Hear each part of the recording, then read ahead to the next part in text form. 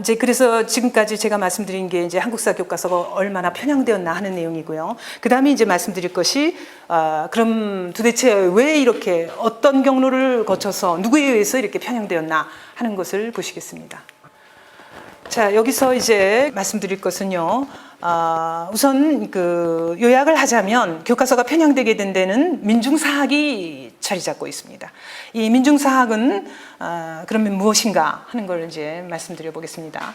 민중사학은 기본적으로 이 마르크스주의 역사학하고 이제 우리가 그 비교해서 설명을 해야 됩니다. 이 마르크스주의 역사학이 근대 역사를 부르주아지 대 프롤레타리아의 대립구도, 즉 클래스 스트러글이라는 거죠.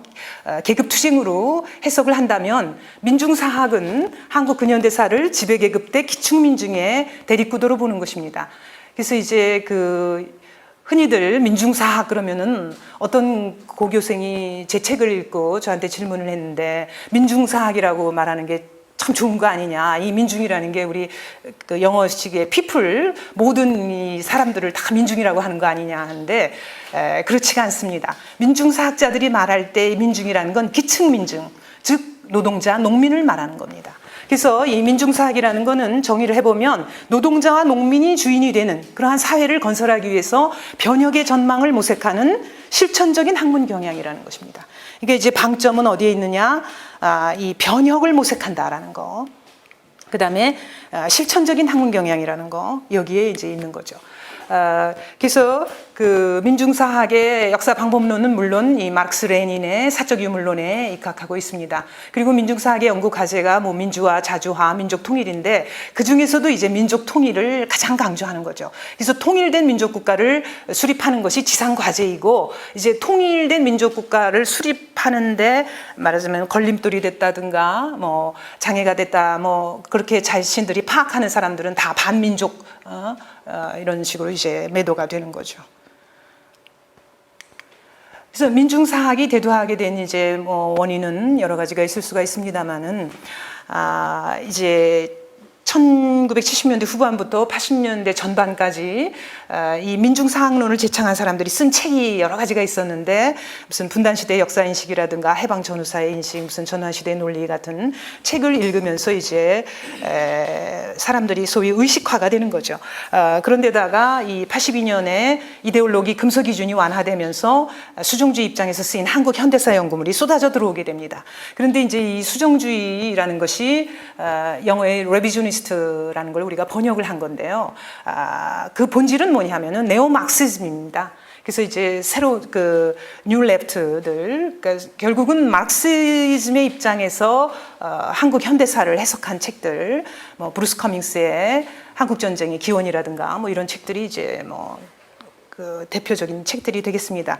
그래서 이제 학생 동아리를 통해서 우리가 이제 이념 서클이라고 당시 부르던 것들인데요. 요새 이제 학생 동아리라고 하는 건데 이런 것을 통해서 의식화 과정을 통해서 거치면서 젊은이들이 이제 한국 근현대사를 연구하고 본격적으로 이제 한국 근현대사 연구에 뛰어들게 되는 거죠.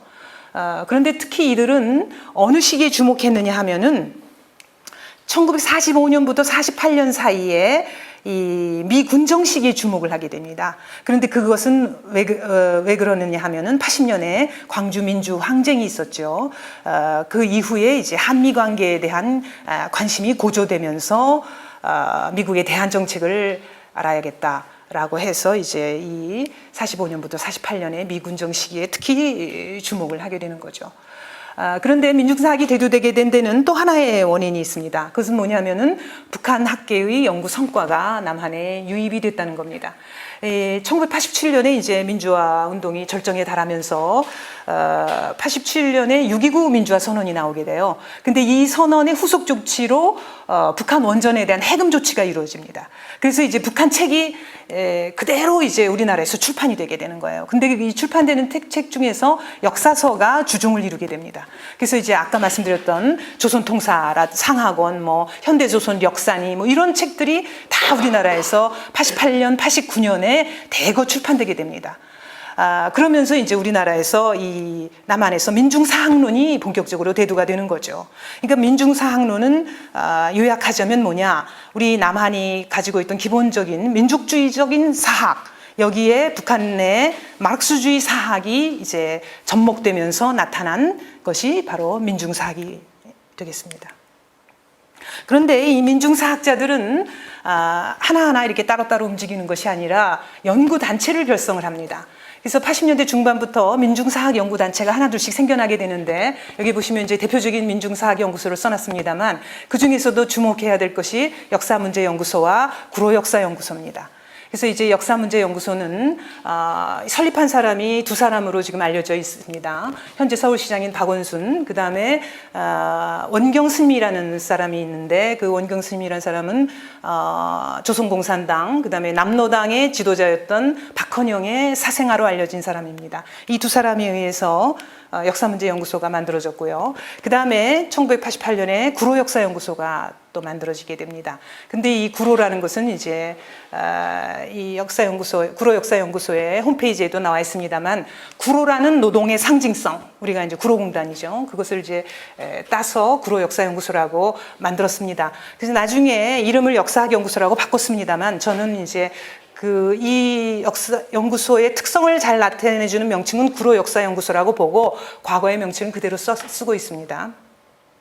이렇게 이제 그 민중사학 단체가 결성이 되면서 1980년대 말에 가게 되면은 우리나라 역사학계는 기존의 강단사학과 새로 생겨난 이 반체제적 제야연구소 두 개로 양분이 되게 되는 것입니다. 그래서 이 민중사학자들이 그러면은 연구단체를 결성한 다음에 구체적으로 무슨 일을 했느냐, 이 사람들이 한 일은 두 가지 정도로 볼 수가 있습니다. 하나는 국사교과서 국정제를 폐지해라 라고 주장하는 것이었습니다. 그리고 다른 하나는 뭐느냐, 국정교과서가 폐지될 경우에 그것을 대체할 자기네 나름대로의 대중용 교과서를 편찬하는 것, 이 두 가지가 그 사람들의 목표였어요. 그래서 이제 그 국정제에 대한 비판을 보시면은 이 88년에 그 진보좌파 성향의 역사 교사들이 모여서 역사 교육을 위한 교사 모임을 만듭니다. 그래서 이제 이 역사 교육을 위한 교사 모임 소속이면서 또 동시에 구로역사연구소 소속인 사람이 논문을 쓰는데요. 이 88년 6월에 쓴 논문의 내용이 뭐냐, 이 국정을 폐지해라 이겁니다. 그리고 거민정으로 가야 된다. 그리고 나아가 자유발행제로 가자. 자유발행제라는 건 이제 교과서를 누구나 다 쓸 수 있다 이런 거죠. 지금은 이제 거민정제도인데 말하자면 국가의 검정을 거쳐야 되는데, 나중에는 이제 검정도 거치지 말고 아무나 다 교과서를 써서 그냥 다 쓸 수 있게 하자, 뭐 이런 내용이죠. 그리고 이제 민중이 주인이 되는 역사를 써서 주인에게 돌려주려면은 뭐 다양한 대중용 교과서를 편찬해야 된다, 이렇게 주장을 합니다. 그리고 같은 시기입니다. 이 88년 여름 같은 때고요. 또 같은 구로역사연구소 소속인 남지대 교수가 논문에서 뭐라고 주장하느냐 하면은 민중사관에 입각한 새로운 교과서를 써야 한다, 이렇게 주장을 하면서 그 교과서를 누가 쓰느냐, 연구회나 연구소를 중심으로 써야 된다, 이렇게 주장을 하는데, 그러면은 민중사학자들이 왜 그처럼 교과서를 서술하는데 주력했나 하는 것이 이 남 교수의 논문에 나와 있습니다. 뭐라고 얘기했느냐면, 고등학생을 그 타깃으로 삼아요. 고등학생이 역사의 주체인 민중의 기간부대가 될 자원이다. 그러니까 고등학생들에게 우선 국정의 틀을 깨뜨려야 하고, 나아가 새로운 역사 교재가 만들어져야 된다. 그러니까 고등학생을 성숙한 민중으로 성장시키려면, 그래서 이제 벌써 이게 1988년인데요. 1988년에 벌써 고등학생을 타깃으로 삼아서 민중사관에 입각한 국사교과서를 연구소를 중심으로 써서 말하자면 민중의 기간부대로 성장시켜야 한다라는 것이 목표가 벌써 확립됐다는 걸 알 수 있고요. 그 목표에 따라서 나온 것이 바로 2002년에 나온 게 바로 금성출판사 한국근현대사 교과서입니다. 그러니까 이 금성출판사 한국근현대사 교과서의 저자 중에 핵심 인물은 누구냐? 이 바로 구로역사연구소의 소장을 지낸 사람 두 사람이 있습니다. 그러니까 이거는 뭘 말하는 거냐 하면은, 연구소 중심의 좌편향 교과서라는 것이 2002년에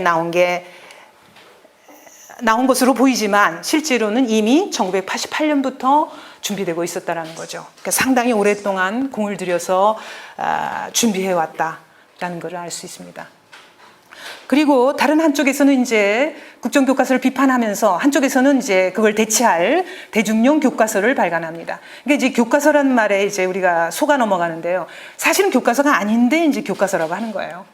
그래서 이때 아까 말씀드렸던 88년에 만들어진 역사교육을 위한 교사 모임이 91년에 가면은 전용모 전국 역사교사 모임으로 이름을 바꿉니다. 이건 이제 전국 역사교사의 한 3분의 1 정도가 있고 한 2천여 명 정도가 참여하는 거대한 조직인데요. 이들의 이 전용모의 연대단체가 전교조입니다. 그래서 이제 전교조와 함께 책을 내는데 그 책 이름을 다 교과서라고 붙여요. 살아있는 한국사 교과서 2권, 살아있는 세계사 교과서 이런 걸 만듭니다. 이게 이제 여기서 알 수 있는 게 여러 가지가 있죠.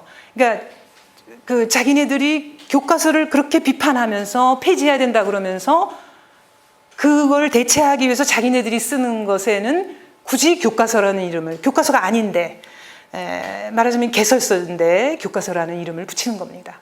그래서 그리고 이제 그것도 살아있는 교과서라는 이름을 붙이잖아요. 그러니까 이제 그것이 이제 말하자면은 함축하는 것은 기존의 교과서는 죽은 교과서고 자기네들이 쓰는 개설서는 살아있는 교과서다. 이렇게 이제 하려는 거죠.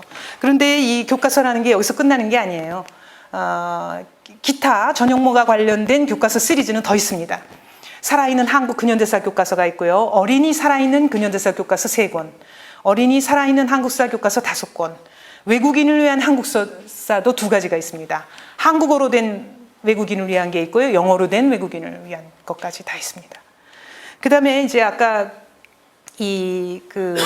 또 구로역사연구소가 핵심적인 역할을 했다고 하는데 이 구로역사연구소에서도 바로 보는 우리 역사라는 것을 2권을 또 내는 거죠. 이렇게 해서 이제 그 교과서를 거의 이제 장악할 준비가 됐고요.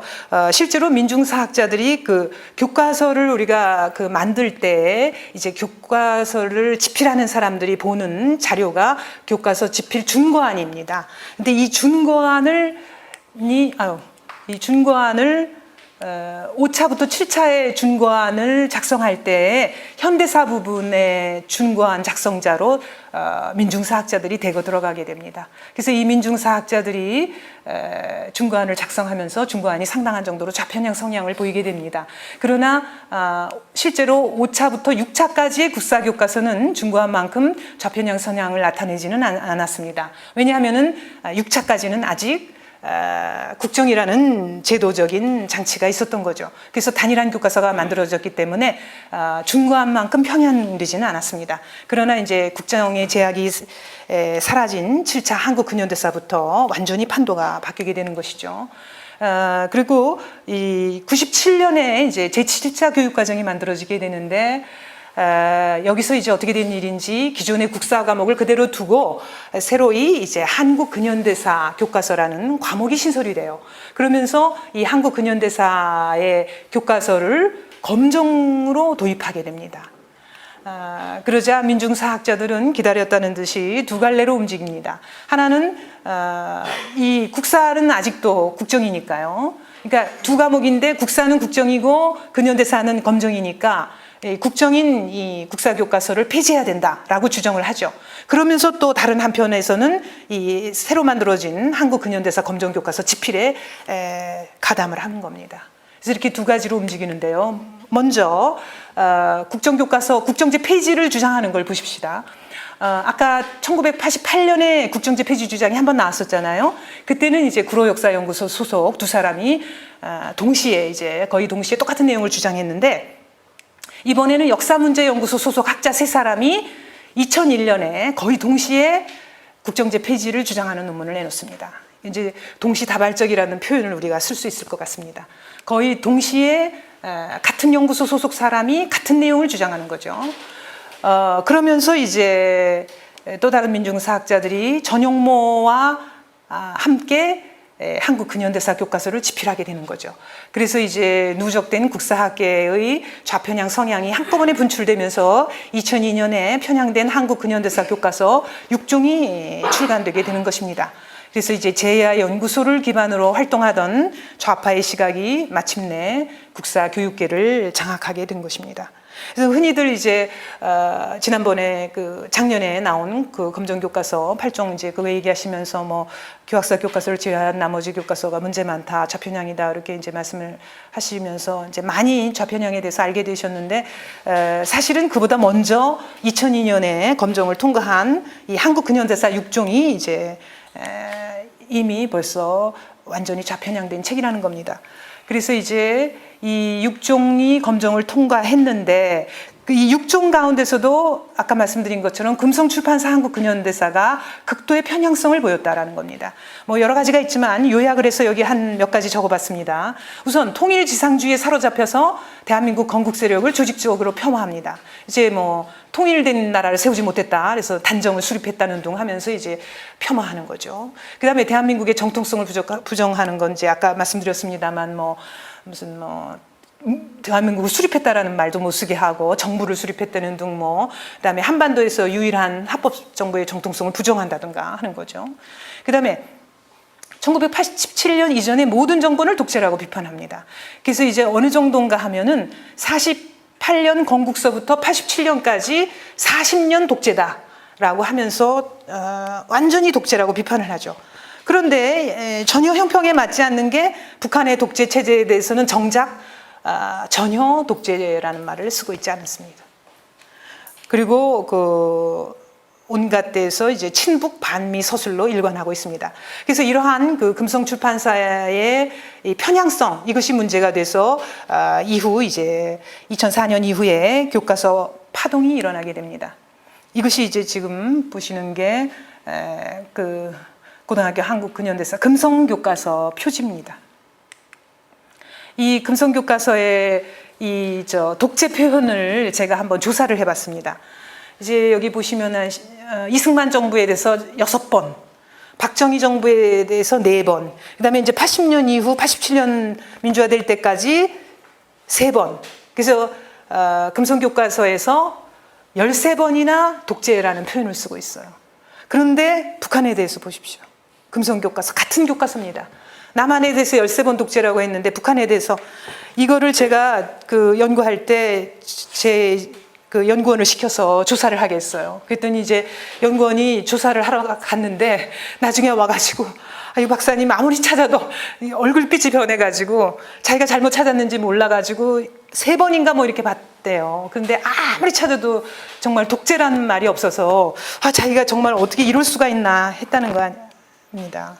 그럴 만큼 이 독재 같은 교과서에서 남한은 13번 독재라고 하면서 북한에 대해서 전혀 독재 표현이었는 것. 이것이 이제 민중사학자들의 역사 인식입니다. 이제 교과서 파동은 뭐 이건 간단하게 이제 말씀드리겠습니다. 이게 이제 그 2004년에 이제 그 교과서 편향성 문제가 의회에서 제기가 됐는데요. 국회에서 사실은 이러기 전에 2004년 봄에 벌써 그 월간조선의 배진영 기자가 이제 그 국사교과서가 얼마나 근현대사 교과서 6종이 얼마나 편향되었는가에 관한 기사를 씁니다. 제가 지금 그 제목이 잘 생각이 안 납니다만 뭐 이런 식으로 국사를 가르치면 나라를 지킬 사람이 사라진단가 뭐 이제 그런 식으로 귀하의 자녀들은 위험한 교과서에 노출되어 있다 뭐 경고 뭐 이런 식으로 썼었는지 하여튼 뭐 그런 식으로 해서 이제 교과서 편향성 문제를 언론에서 먼저 제기를 했고요.